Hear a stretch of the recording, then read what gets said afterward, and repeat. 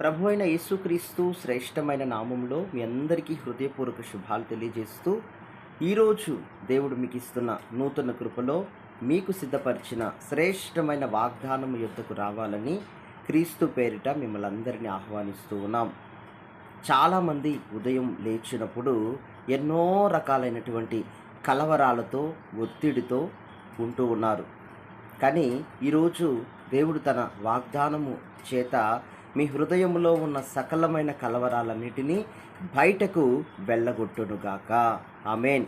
ముందుగా మన దేవుడు వాగ్దానాలను చేయు దేవుడు, ఆ వాగ్దానాలన్నిటినీ నెరవేర్చే దేవుడు. అంతేకాకుండా మన ఆత్మలను, మన జీవితాలను తన జీవపు మూటలో అంతము వరకు భద్రపరచువాడై ఉన్నాడు. ఈరోజు ఆ దేవాది దేవుడు, ఆ పరిశుద్ధాత్మ తండ్రి నీకిస్తున్న శ్రేష్టమైన వాగ్దానం ఏమై ఉందో తెలుసా? యోబు పుస్తకం 5వ అధ్యాయం 19వ వచనంలో రాయబడింది, 6 బాధలలో నుండి ఆయన నిన్ను విడిపించును, 7 బాధలు కలిగినను నీకు ఏ కీడు తగలదు. ఇది దేవాది దేవుడు, ఆ పరిశుద్ధాత్మ తండ్రి నీకు ఇస్తున్నటువంటి వాగ్దానం. ఏ కీడు నీకు తగులదు, ఏ కీడు నీ మీదికి రానియడు. ఆమేన్. చాలామంది అంటున్నారు,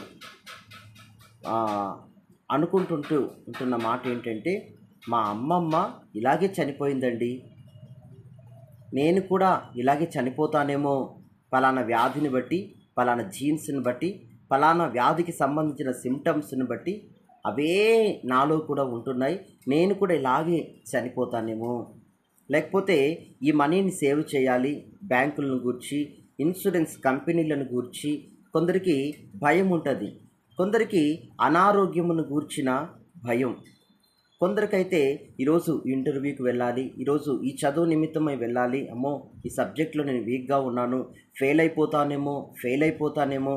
పాజిటివ్ కంటే కూడా 100% నెగిటివే మన మైండ్ అంతా నిండిపోయినప్పుడు ఖచ్చితంగా మన పాదాలు, మన మార్గము వంకరైపోతుంది. కనుక వెళ్ళే కార్యంలో ఫెయిల్ అయిపోతూ ఉన్నారు. అందుకే దేవుడు అంటూ ఉన్నాడు, మిమ్మల్ని అర్థం చేసుకుంటున్నారు, మీరు మంచివారే కొందరు, కానీ మీ కుటుంబాల్లో, మీ ఇంట్లో ఉన్న అందరి మీద కోప్పడుతూ ఉంటారు. మీరు మంచివారే, కానీ అర్థం ఏంటంటే అక్కడ అర్థం చేసుకోవాల్సిన విధానంలో వారు బాధించబడతా ఉన్నారు, బాధపడతా ఉన్నారు. అందుకే వారు లోపల ఫీల్ అవుతున్న ఆ బాధను వారికి తెలియకుండానే ఆ కోపం వలన ఇంట్లో ఉన్న వారందరినీ అదే బాధతో నింపేస్తూ ఉన్నారు. కాబట్టి దేవుడు అంటూ ఉన్నారు, మీకు ఏ కీడు తగలదు, మీకు ఏ భయం అవసరం లేదు, మీకు ఏ టెన్షను అవసరం లేదు, రేపటిని గూర్చి చింతింపవద్దు. ఈ రోజును గూర్చి నీవు జాగ్రత్తగా పైకి గాంభీర్యంగా ఉంటారు, కానీ చిన్న విషయాలకే ఉలిక్కి పడతారు. కొంతమంది చిన్న విషయాలకి నాకంటే ధైర్యవంతుడే లేడు అంటారు, కానీ కొంచెం పెద్ద సమస్యలు, పెద్ద విషయాలు వస్తే వాళ్ళ గుండె కూడా తత్తరిల్లిపోతుంది, వాళ్ళతో ఉన్న ఇంటి వారందరినీ కూడా కలవర పెడతా ఉంటారు. కానీ దేవుని వాక్యం ఉదయకాలం నీతోనే మాట్లాడుతుంది. ఎందరో భయంతో నడుస్తున్నారు, వణికిపోతూ ఉన్నారు. నీ గుండెల్లో ఉన్న భయాన్ని దేవుడు తొలగిస్తాడు. ఆ బాధలన్నిటి నుండి దేవుడు నిన్ను విడిపిస్తాడు. నువ్వు దేనికి భయపడవలసిన అవసరం లేదు. నిజమే, లోకములో కీడుంది, నిజమే, లోకములో ఎన్నో జరుగుతున్నాయి, కానీ అది నీ మీదికి రాదు. ఎందుకంటే నువ్వు దేవుని జీవపు మూటలో కట్టబడి ఉన్నావు. నీ నీ నొసటి యందు దేవుని ముద్రలు కలిగి ఉన్నావు. క్రీస్తు యేసు అనే నీతి సూర్యుణ్ణి నువ్వు ధరించుకొని ఉన్నావు. నువ్వు ఎక్కే వాహనమందైనా, నీ మార్గాల ఎందైనా, నువ్వు నడుచున్నప్పుడైనా, నువ్వు నిద్రపోఉన్నప్పుడైనా, నువ్వు చేస్తున్న ప్రతి కార్యక్రమంలో, ప్రతి కార్యములో, ప్రతి చేతి పనిలో ఏ కీడు ఈరోజు నీ మీదికి రాదు అని దేవుడు నీతో మాట్లాడుతూ ఉన్నాడు. ఆమేన్.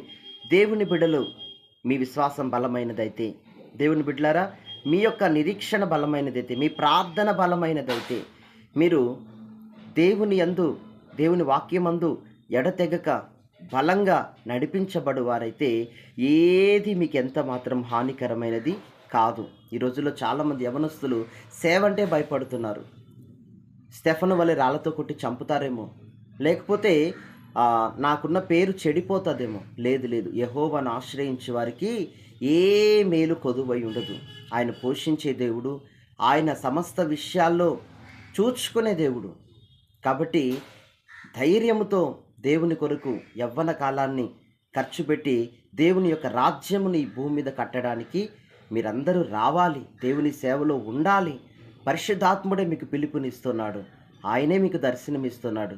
ఆయన సన్నిధిలో మోకరించి శామ్యూయేలు వలె మీరు అడిగి పొందుకోగలిగితే ఈ భూమిని తలకిందులు చేయగలిగిన అపోస్తలత్వమును దేవుడు నీకు ఇస్తున్నాడు. నమ్మకమైన వారిని దేశంలో ఆయన కనుగొంటున్నాడు, చూస్తున్నాడు.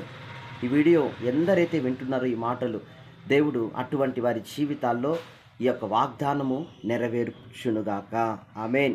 దేవుని ఆశ్రయించు, నీకు ఏ కొరత ఉండదు. ఈరోజు ఈ వాగ్దానం చొప్పున దేవుడు నిన్ను బలంగా దీవించునుగాక, ఆశీర్వదించునుగాక. God bless you.